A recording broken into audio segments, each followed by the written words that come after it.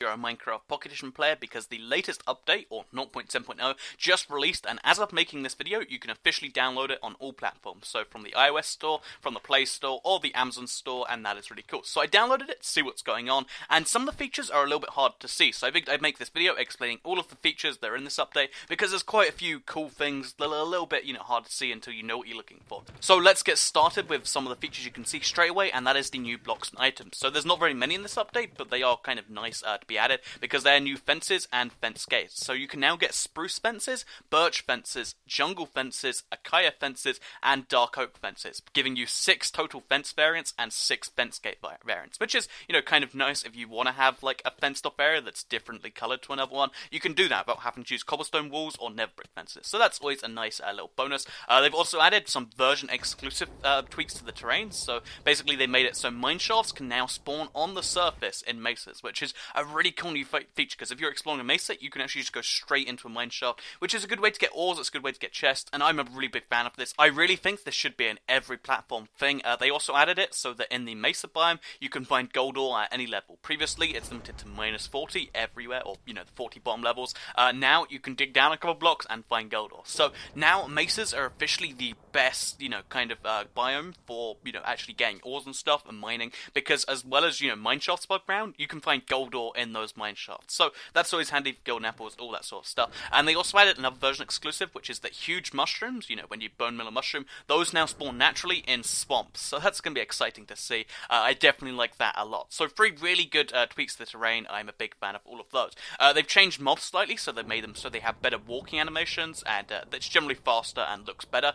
They made it so hostile mobs actually spawn in groups now, and now slimes actually have a bouncing animation, which is, of course, nice. So as far as graphics go, they've actually added shaders, which, sounds like a really big thing. It's not particularly important shaders, but they are nice to look at anyway, so they've made it so rounded. PC color fog is now visible now.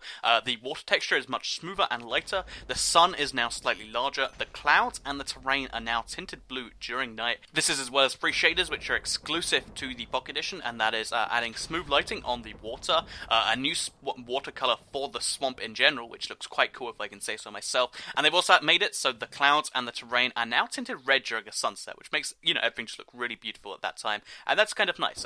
As well as that, they've made it so when gravel and sand fall, they also get some dust particles, so that's a nice little change. They also made a few more general graphics options, so they made the chat smaller while you're playing multiplayer. They optimized chunk rendering so that, everything will work better for all devices, which is always good to see. Improved performance, same thing there. The time of day is now more accurately synced in multiplayer. Apparently there was a syncing issue before.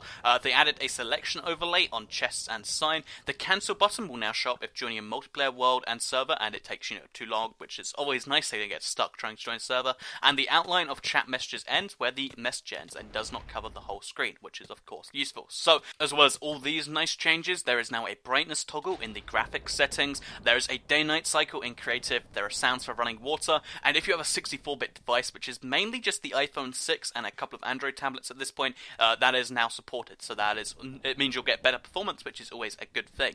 They've also added support for the resolutions of the iPhone 6 and 6 Plus, so if you have an iPhone 6, it will look smoother and run smoother, which is, nice to see, I guess, if you just bought an iPhone 6 or 6 Plus. As well as that, they've of course fixed a lot of bugs that were in the last update. So the biggest one is that the game used to just freeze when a different UI was opened on the iOS. That's now been fixed, so if you use an iPhone or something like that, then that's always going to be fixed now, which is cool. They've made it so you can no longer spawn in midair and just fall to your death, which is of course nice for everyone, as well as a whole bunch of other fixes, which I'll put on screen now. So I hope you enjoyed the video. If you did like it, please do like it and let me know. Also, let me know in the comments down below if you want to see more Pocket Edition news as it comes out, because it's, kind of exciting stuff. And share the video if you really liked it. Thank you for watching, and here is an outro, and I'll see you guys later today.